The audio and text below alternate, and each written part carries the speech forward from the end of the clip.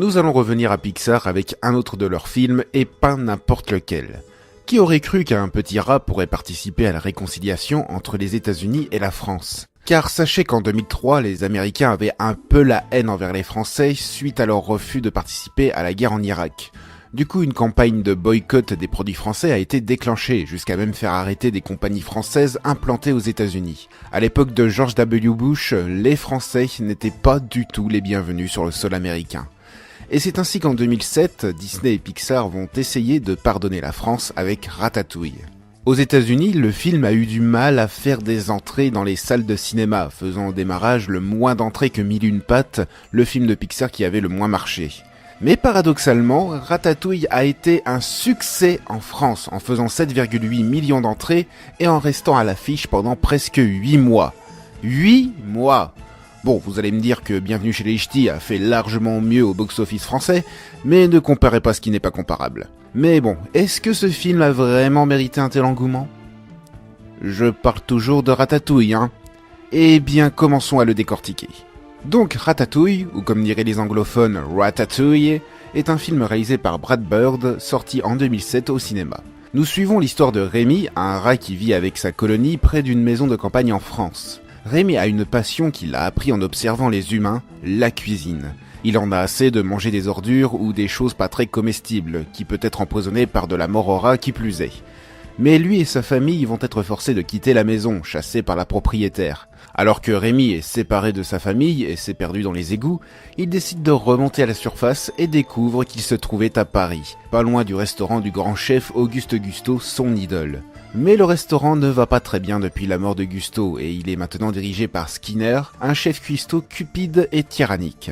Alors que Rémi ne peut pas s'empêcher d'arranger une soupe dans la cuisine du restaurant, il fera la rencontre de Linguini, un jeune commis qui, par le pur des hasards, se fait féliciter pour la soupe préparée par le petit rat. Du coup, Linguini veut que Rémi lui apprenne à faire la cuisine en secret et cherche en même temps à s'intégrer parmi les cuisiniers du restaurant.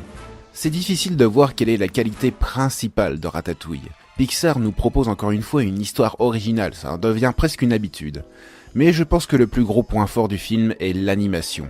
Elle est très dynamique dans plusieurs scènes, comme la scène dans la maison de la vieille dame ou le moment où Rémi est dans la cuisine pour la première fois en train d'esquiver toutes les choses qui pourraient le tuer. Le film est très bien rythmé grâce à son dosage entre les scènes d'action, les scènes humoristiques et les scènes d'intrigue.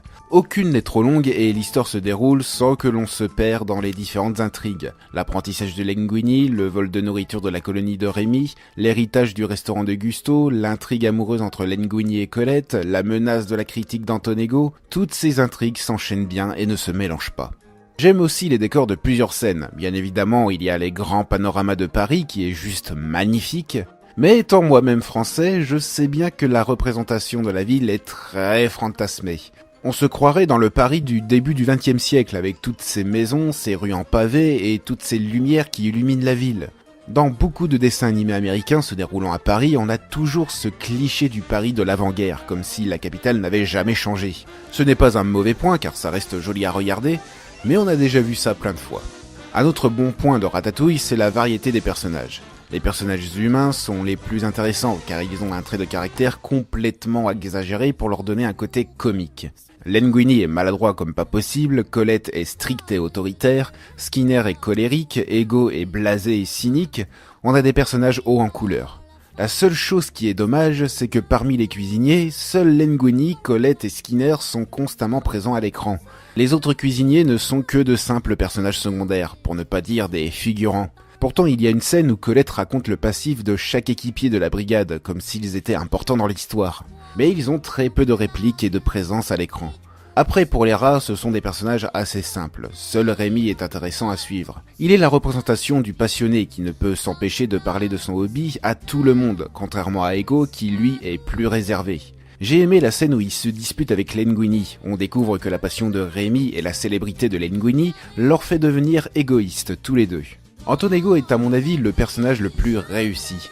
Il a le caractère et le profil d'un méchant typique de Disney. Et pourtant ce n'en est pas un. C'est juste un critique culinaire qui est très exigeant et qui n'hésite pas à mettre la pression.